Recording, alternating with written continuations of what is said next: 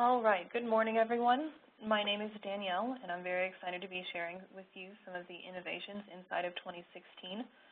This presentation will go over enhancements to the user interface, some modeling commands that machinists might find helpful, as well as the enhancements to machining and wire. I put everyone on mute to ensure that everyone can hear me clearly. And I'd like to ask you to please hold your questions throughout the presentation and then direct them to either your sales rep or our tech support. They can be reached at the email and phone number shown here. Also, 2016 is now available for download on the TST FTP site, which can be accessed through our TST website. It's also available in DVD format, which I believe those have been shipped out already. So if you haven't received yours yet and you would like to download it from our FTP, you certainly can.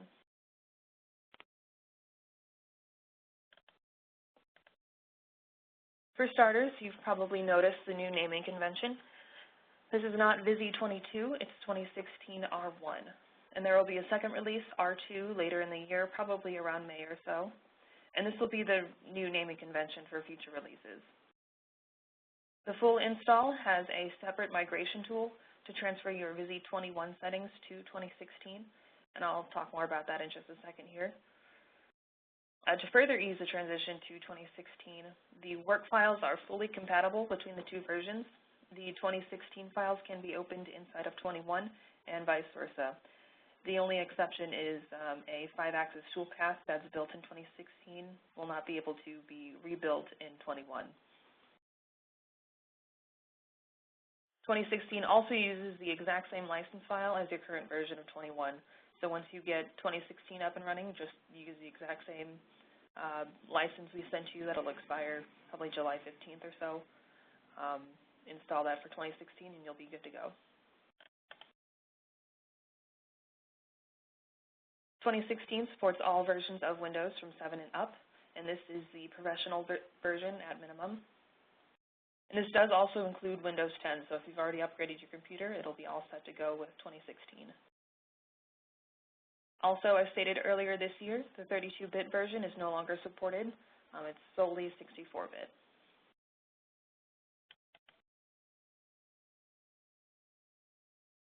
The 2016 migration tool that I mentioned earlier is a really nice enhancement. It essentially just operates like the update CFG did inside of 21, but this provides more than just a transfer of your user settings.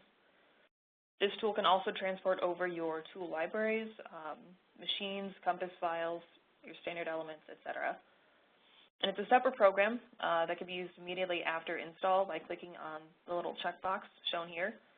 But alternatively, it can be executed on its own after the installation altogether. There's a shortcut for it available under the 2016 R1 application. Using this tool provides a really nice transition between the two versions.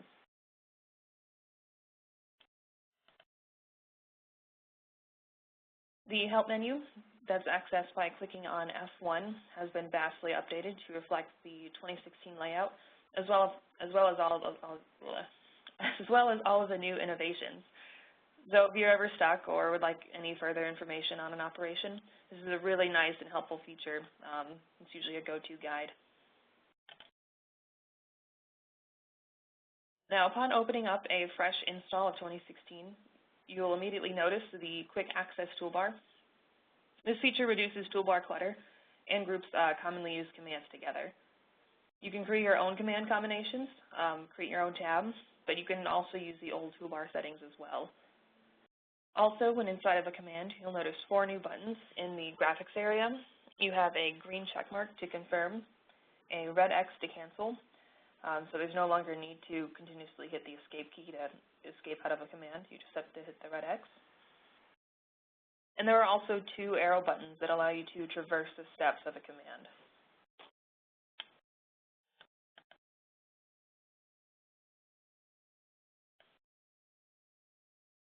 Along with the 4 new buttons, 2016 also provides quicker access to the contextual icons. So instead of moving your cursor to the left-hand toolbar to select icons, you can now simply just right-click and access them right at your cursor.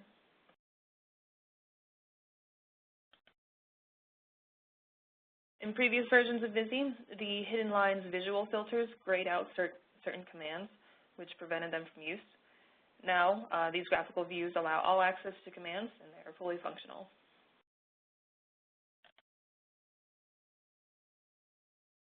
(2016) has a handful of graphical enhancements. There's a new anti-alias management for smoother graphics, and this can be adjusted under the system settings in the graphics.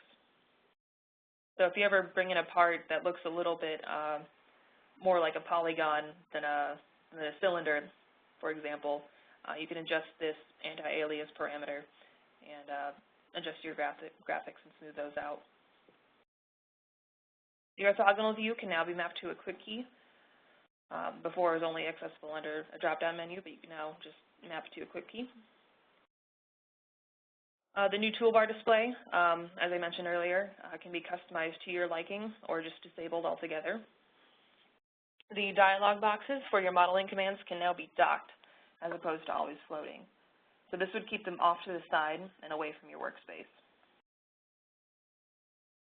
Lastly, the Save Part As command can now link solids via 3D dimensions. So if you had two parts that were linked by dimension in 3D space, saving one part would automatically save the other as well. These parts can then be merged into another file with that dimensional link.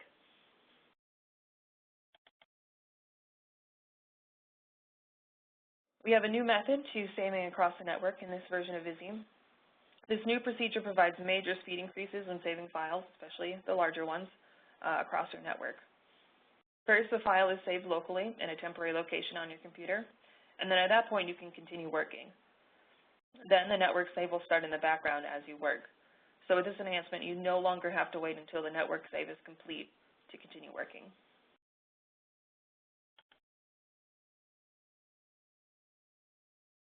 There's a new brush selection method inside of 2016, and it can be accessed when using the selection by polyline methods. Instead of clicking where you'd like to place a point, all you have to do is simply click and drag the cursor over areas you'd like to select. Users have also been given more control over the mouse configuration. For example, you can invert the zoom direction when scrolling with the mouse wheel, and you also have more customization with double-clicking as well.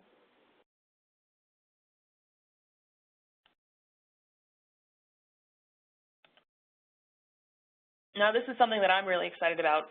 The enhanced pick now has the ability to reference key points to produce parallel, perpendicular, and a variety of other virtual intersections. All you have to do is hit the space bar when hovering over points to activate them as relative points, and then VISI can create elements off of those virtual points. This creates a much more efficient 2D drawing, less time using references or creating extra geometry that you'll end up deleting anyway.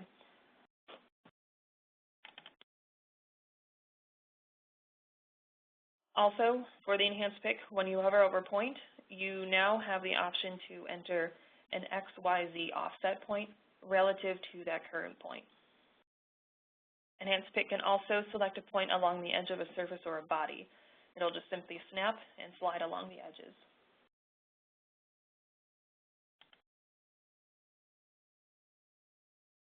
Now, if you're not fond of hitting the space bar to activate the relative points I just mentioned a moment ago, you can opt to simply hover over a point for about half a second, and then VISI will recognize it for the command. And this is toggled in the settings dialog box. It's the automatic special snap points on search point option shown here.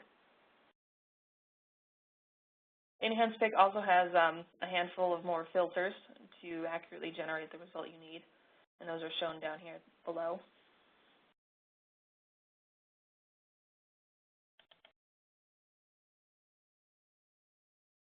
This is another really exciting upgrade. The Edit Element command removes the need to redraw an incorrectly drawn element. And this is accessible under the Edit drop-down menu or just by simply double-clicking on the element. The size of the position can be edited with dynamic points, like the one shown here.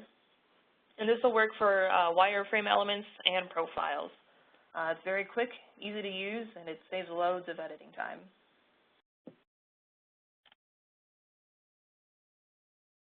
These sketch circles and sketch line commands have been also greatly enhanced.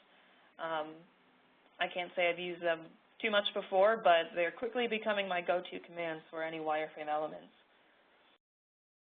Now you can enter in specific values directly after placing your first point.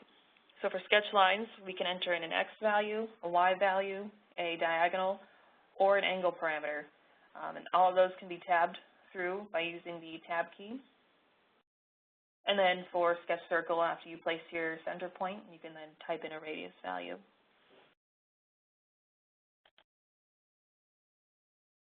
Also, the sketch lines can now pick up tangency points on curves inside of the elements environment. Previously, it was only able to pick up tangency on perfect circles, but now it'll work for all curves. The translators have all been updated to support newer versions of supported software types.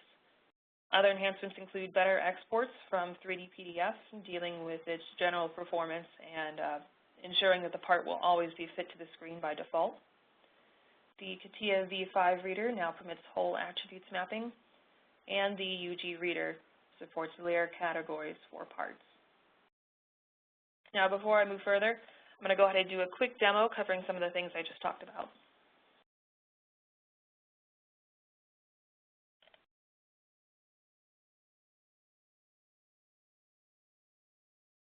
So here we have our 2016 interface.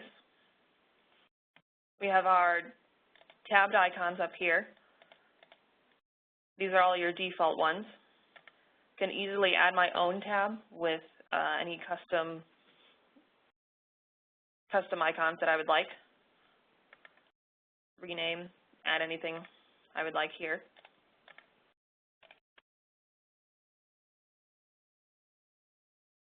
If I wanted to use the old toolbar, I can go to System, System Options, and just simply uncheck those two options there, and I can use my old toolbar settings if I needed to or wanted to. I'll go ahead and turn mine back on since I've gotten quite used to them.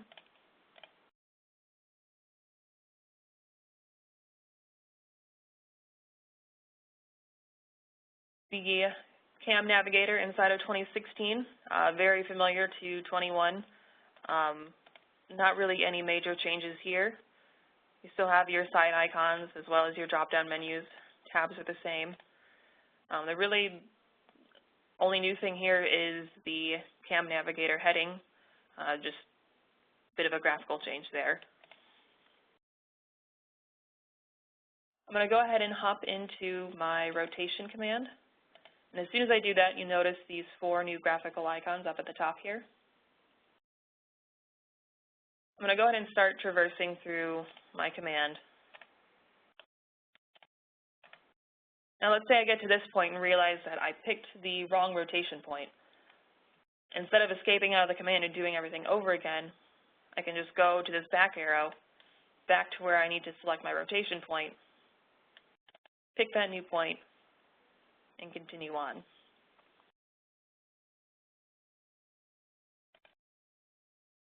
Now to confirm this command, I can hit either the OK button down here or the green check mark. And then to cancel out, I can hit either the Escape key on my keyboard, or I can just click on the red X up here and leave the command.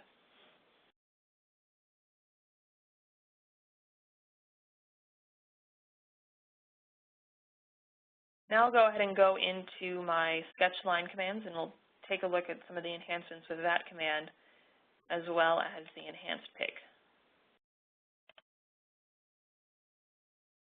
So I'm inside of sketch lines, and I'll make sure that I have enhanced pick turned on. And I'll just go ahead and place my first point. Now right away I can see that I have these 4 options, and all I have to do is hit the tab key to move through those 4 options there. So I'm going to go ahead and create a line that's at 35 degrees with a length of 5.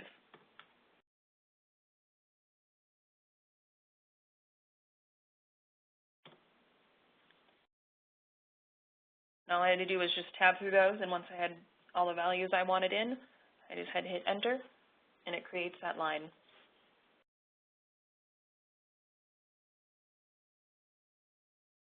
Now, if I wanted to start another line that was just 1 inch to the left of this start point, all I have to do is just hover over this endpoint, and I see this insert XYZ offset. So to start a point just to the inch to the left, I just need to type in a -1, (0, 0). Since I'm just working in X, I could have just typed a -1 on its own, and VISI would have recognized that as a X coordinate, and that would have worked as well. So as soon as I type that in, I hit enter, and it starts my point that distance away.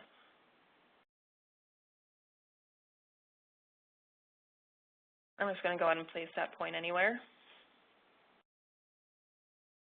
Now, let's say I wanted to create a line that was halfway between these two endpoints. I can use that those relative points inside of the enhanced pick. So all I have to do is hover over one endpoint, hit the space bar, hover over this one, space bar, and now VISI will read in those two relative points and create a variety of virtual intersections.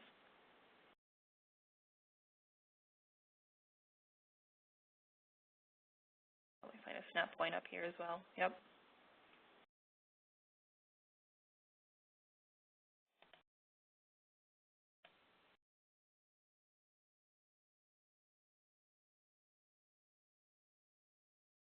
It's been a very useful tool for me so far.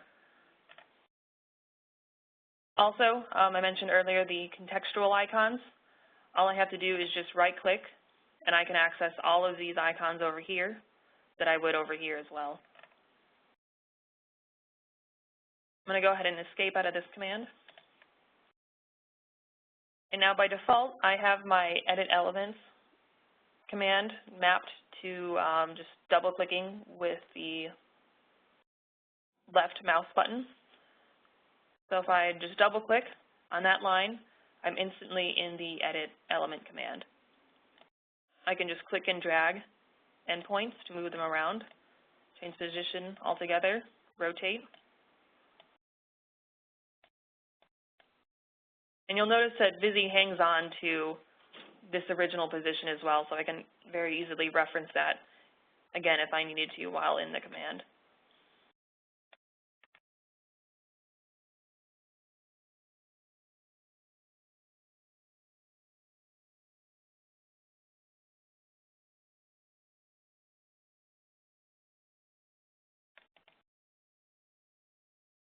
I'm going to go into my create profile command here for just a second, and we'll take a look at that brush selection method. And for that, I have to use the polyline selection methods, and I'm just going to go ahead and stick with the selection by open polyline. Now, to make my selections with the polyline, originally I just had to pick start points for my polyline, but now all I have to do is click and drag to get a much more defined selection.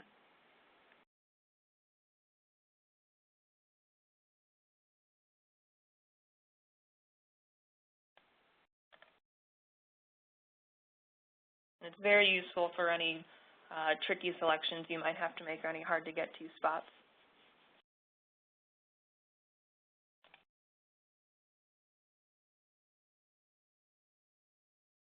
All right, now we'll go ahead and go back to our PowerPoint here and take a look at what's new inside of machining.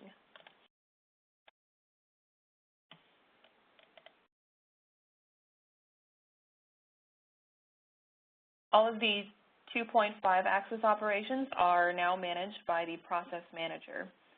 This allows the user to continue working as a 2D path builds. There's also been quite a bit of some speed improvements shown in the next couple of slides here. Here we've got some pocket and milling routines. The most notable improvements are the decrease in build time as well as the decrease in rapid length.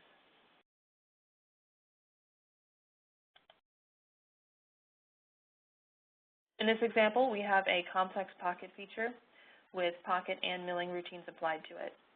In this piece, we see that the pocket and milling routines in 2016 are roughly half the time that they took in 21.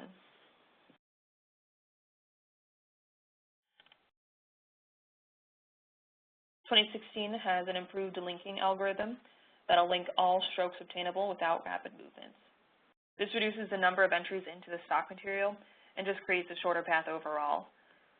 The combo box, stay at depth, activates this link optimization when the step over method into out or out to in are used. There's also some improved functionality to create the contouring step at the end of the zigzag roughing pass. In previous versions, this was only available before the zigzag roughing pass. When the zigzag roughing is executed before the contouring step, a ramp approach is needed and will automatically be created as shown here. This also eliminates more chances for collisions.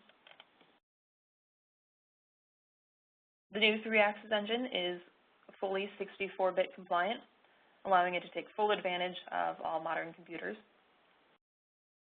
The multi-thread and multi-process allow for internal delegation of the toolpath calculation methods, resulting in altogether faster processes.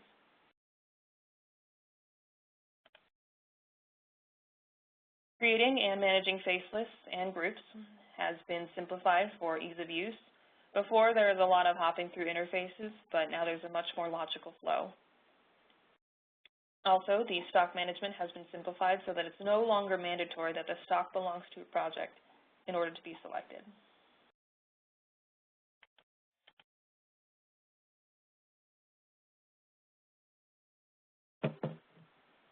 In VISI 21, 5-axis machining solely used faceless to create toolpaths, but now in 2016, the user is able to use either the faceless methods, which was in 21, or the previous method of individually selecting faces.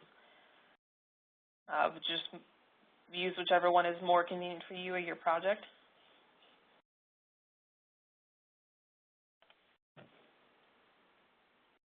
The 5-axis and wire libraries have been updated.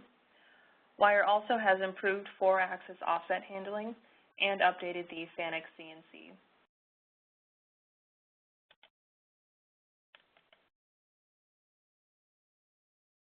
Now, regarding tools, you probably know that VISI checks all field entries in the cutting condition parameters of the tool database, and if some of those values aren't defined, it does not allow the user to confirm and close the dialog box. Now, the reason is that VISI uses these values for the toolpath calculation, and therefore, if those aren't available, the toolpath could fail or just produce unexpected results.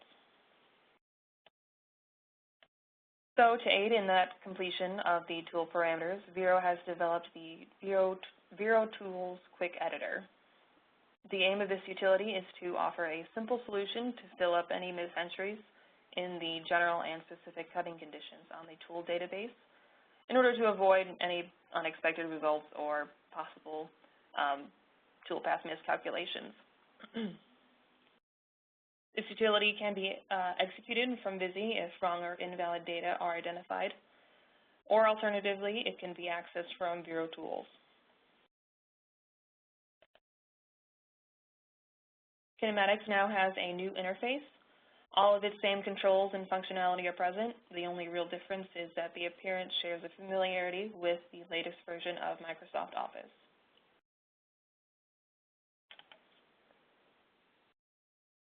The mesh export has improved quality to produce accurate details for simulations. You can also see these improvements in the wireframe viewing mode.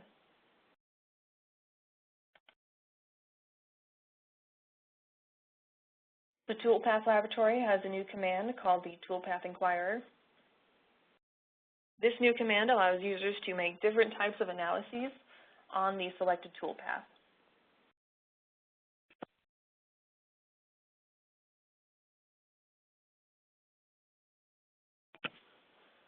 For example, it's possible to highlight linear toolpath elements that are shorter than a given length, or to verify if there are any vertical arcs in the toolpath as well as others. The post-processor also has some enhancements.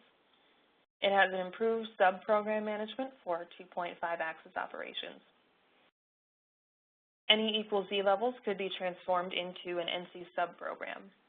This functionality is useful to create the subprograms in the NC file, which is useful to manage any modifications quickly directly on a CNC machine.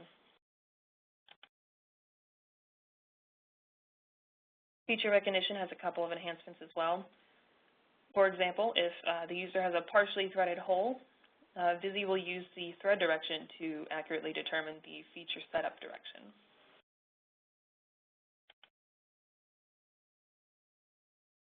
For wire recognition, when a constant tapered feature is recognized, VISI will no longer recognize it as a 4-axis feature.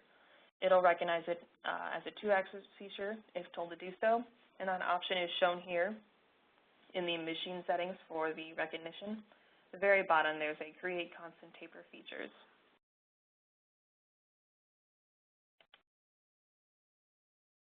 That brings us to the end of the webinar. I'd just like to say thanks for all your attention during the presentation. I'm really excited to begin utilizing all of the innovations inside of 2016, and I hope you guys are too. Again, if you have any questions, please feel free to contact your sales rep or our tech support group via phone or email, and we'd be happy to hear from you. Thank you again, and enjoy the rest of your day.